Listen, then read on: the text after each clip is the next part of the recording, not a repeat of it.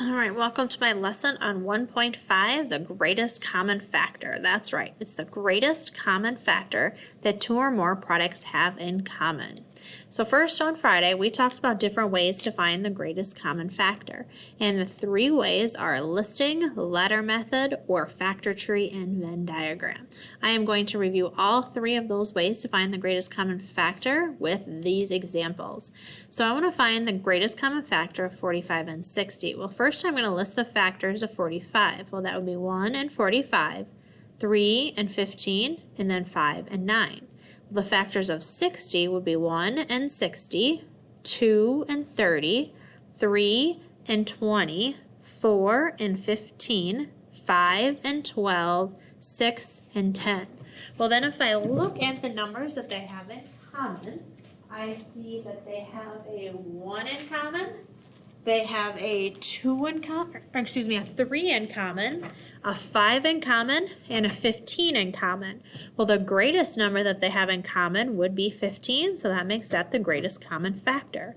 So that is the listing method to find the greatest common factor. Next way to find the greatest common factor would be to use a factor tree and a Venn diagram. So first I did factor trees to find the prime factorization of each of those numbers. Then I made a Venn diagram and I looked for numbers that they had in common. They both have a 5, so I put a 5 in here, and they both have a 3, so I put a 3 in here. Well, 45 still has a 3 left over, and 60 still has a 2 and a 3 left over. Well, these numbers in here that they have in common, I multiply those together, and that gives me the greatest common factor, which is 15. And the third way would be to use the ladder method. So first I think, all right, what number can I divide out of both 45 and 60? They both end in 5 or 0, so I thought of 5.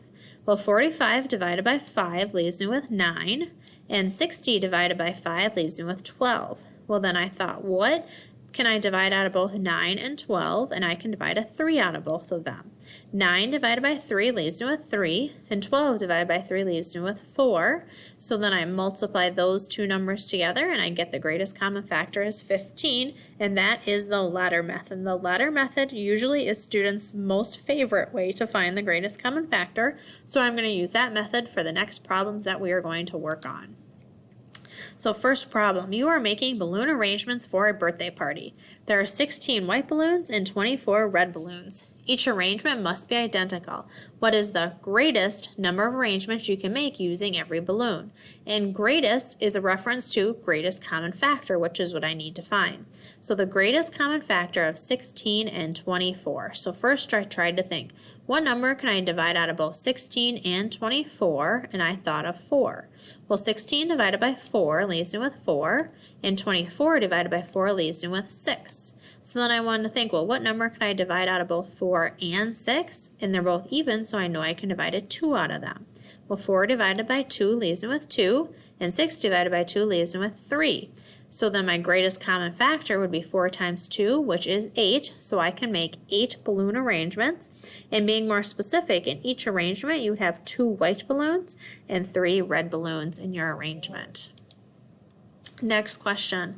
Onalaska's fighting tunas have 12 new female swimmers and 30 returning female swimmers.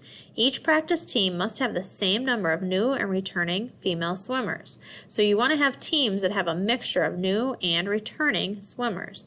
What is the greatest number of practice teams the coach can make, and then how many new and returning female students will be on the practice teams? Well, I decided to use the ladder method.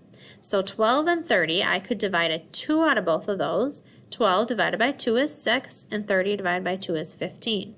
Well, then I could divide a 3 out of both of those. So 6 divided by 3 left me with 2, 15 divided by 3 left me with 5.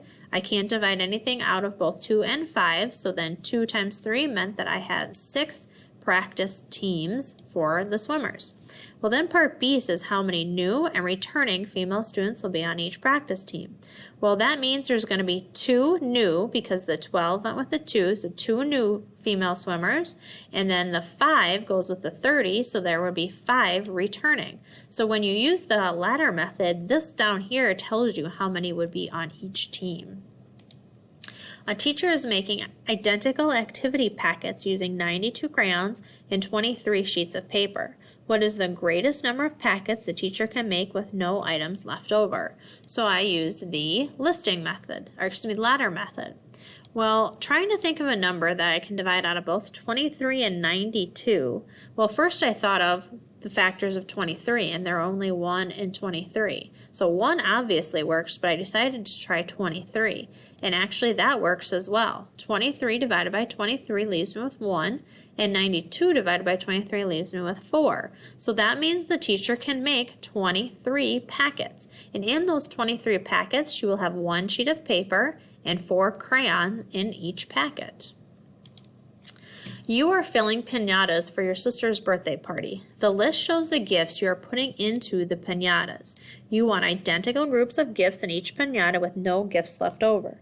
What is the greatest number of piñatas you can make? Well, this question is a little bit different because instead of finding the greatest common factor of 2 numbers, this one you have to find the greatest common factor of 3 numbers, 18, 24, and 42. But I decided to still use my ladder method. So first I tried to think, what number could I divide out of each of those numbers? And I thought of 6. 18 divided by 6 leaves me with 3. 24 divided by 6 leaves me with 4, and 42 divided by 6 leaves me with 7.